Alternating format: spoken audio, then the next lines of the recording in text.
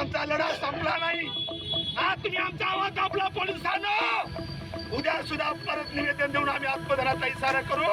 आमचा शेवटचा श्वास आणि शरीरात शेवटचा रक्त असेपर्यंत हा लढा थांबणार नाही। आम्ही दुसरा सक्षम बळी जाऊ देणार नाही। आपल्या सर्वाला माहित आहे, ज्या घटनेने महाराष्ट्र नाही तर संपूर्ण भारत देश हादरलेला आहे, ज्या जातीमुळे एका भीमसैनिकाचा बळी घेतलेला आहे, ऑनर किलिंग प्रकरण भीमसैनिक सक्षम ताटे यांचा काही जातीवाद्यांनी प्रेम केलं म्हणून दिवसा ढवळ्या त्याचा मर्डर केलेला आहे। प्रश्न असा आहे, जो खून झालेला आहे त्यातील 6 आरोपी अचल मामिडवारचे आई वडील भाऊ इत्यादी इत्यादी हे जेलमध्ये गेलेत।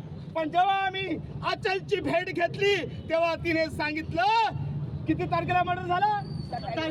27 तारखेला जेव्हा मर्डर झाला, अचलला तिच्या घरच्या इतवारा पोलीस स्टेशनला घेऊन गेलेत, खोटी केस सक्षम वर्कर म्हणून। झालं काय?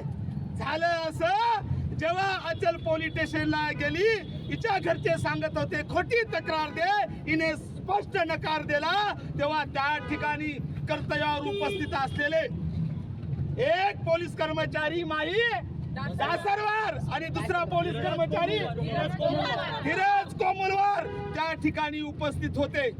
ते अचलचे नातेवाईक होते, ते आरोपीचे नातेवाईक होते, ते आरोपीच्या जातीचे होते। पोलिसांनी त्या ठिकाणी कायदेशीर बाबी तपासण्याऐवजी पोलिसांनी त्या दोन सांगितलेलं आहे अचल समोर की तिच्या भावाला द्यायला की नालायकानो तुम्ही गुंड आहात पण गांडू आहात, नुसत्या तक्रारी देतात, ते पोरग हलक्या जातीचा आहे, आपण मोठ्या जातीचे आहोत, जा त्याचा मर्डर करून या, मी बघून घेतो, हे दोन पोलीस कर्मचारी म्हणालेले आहेत। घटना घडली 11 ते 12च्या दरम्यान।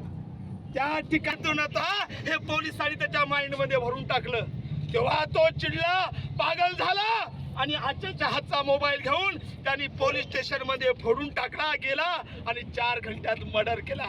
माझ्या भावाने, तुम्हाला माहित आहे, असंच प्रकरण बीडला घडलं, संतोष देशमुखच्या भावाचा मर्डर झाला। मास्टर माइंड कोण होता? वाल्मिक कराड होता, ज्याने प्रत्यक्ष खून केला नाही, पण त्या प्रकरणात तो मुख्य आरोपी होता।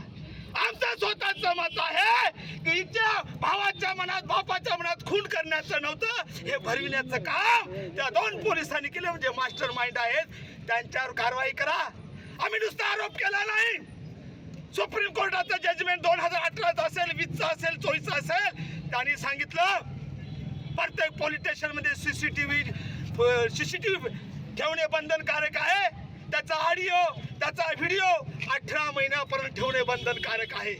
आम्ही सांगितलं सीसीटीव्ही फुटेज बघा, त्याचे ऑडिओ बघा, त्याचे लोकेशन बघा, त्याचा सीडी बाहेर बघा, पण हे नालायक भाडकाव हप्त्याचे पैसे खाणारा एसपी, तो नालायक मटक्याचे गुटक्याचे पैसे खाणारा एसपी, आम्हाला वाटलं एसपी कर्तव्य दक्ष आहे, पण 8 ते 10 दिवस झाले त्या दोन पोलिसवर कारवाई करून आमच्या अचल आणि अचलच्या आई सक्षम ताटे आणि तक्रार देवी, आजपर्यंत काही कारवाई झाली नाही, म्हणून ठरल्याप्रमाणे आज आत्मदहन करण्याचा प्रयत्न केला।